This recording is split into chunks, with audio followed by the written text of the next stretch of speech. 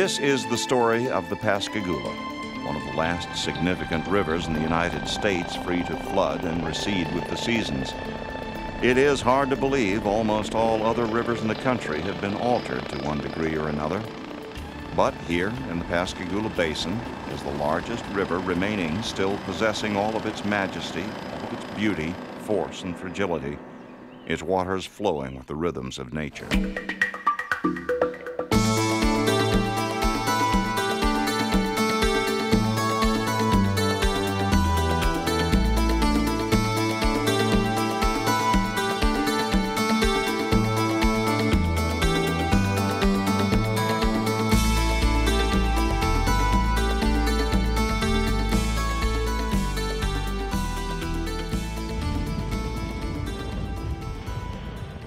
Thunderclouds rise on the horizon.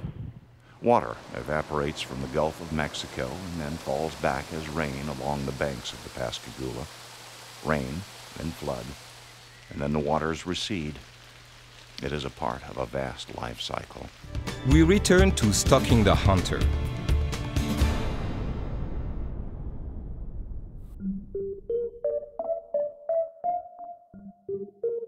The setting is surreal. The hunters appear on the scene like aliens from a distant planet. Men in darkness, in the swamp, wielding a primitive weapon built with space-age technology. Even the creatures have an otherworld quality.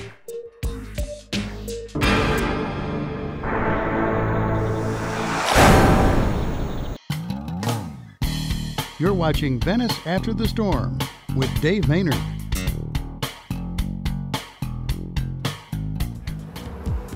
Welcome back to Venice, Louisiana. Behind me, another graphic scene of Katrina's wrath. A pile of shrimp boats, 8 or 10 just piled up on each other.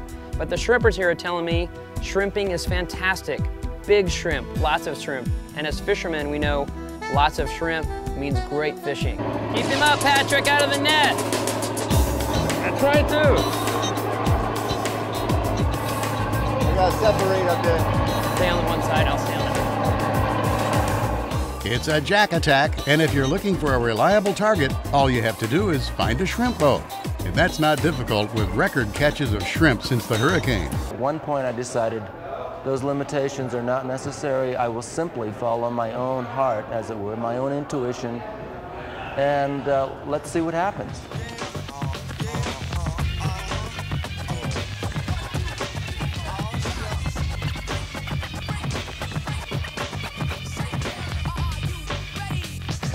That's the Templar. That's the key to the seventh golden age. That is the whole thing of the seventh golden age. That's the structure of it. The seventh golden age is what they call in the Bible the millennium, or the 1,000 years of peace, during which time a man will perceive himself as one with other men. There'll be no more prejudice, there'll be no discrimination. He will see himself as one with the other species in the galaxies, both the physical and the non-physical species in the galaxy.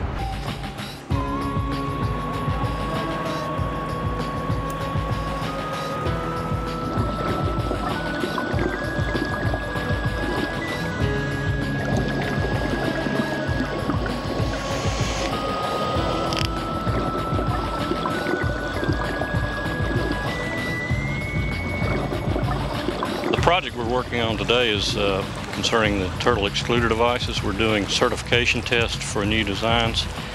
They're called, acronym is TEDS. Some critics or writers have said that, sometimes they see my work bridging the gap between, my world and maybe their world in some way. And maybe that's, and sometimes I feel that way. And maybe that's what's happening. This was be about, I judged 2 months ago. My wife and I are boxing, right? Well, to be honest, it's not really boxing because we don't wear gloves or any of that sissy shit. So normally what happens with us, the first couple of rounds, we always want to keep it light. We just want to get in there, get loose, get a good sweat going, you want to get the kinks out and get your distance down, right? No, 2 minutes into the first round, bang! She nails me. I go slamming up against the wall of the shower because that's where we like to fight. I recommend that it's a nice small area, you can't run and hide. It's more of a Hearns-Hagler effect. Now. What a psychological theorist would tend to say is that, well, the humor of a culture tends to be a mirror image or reverse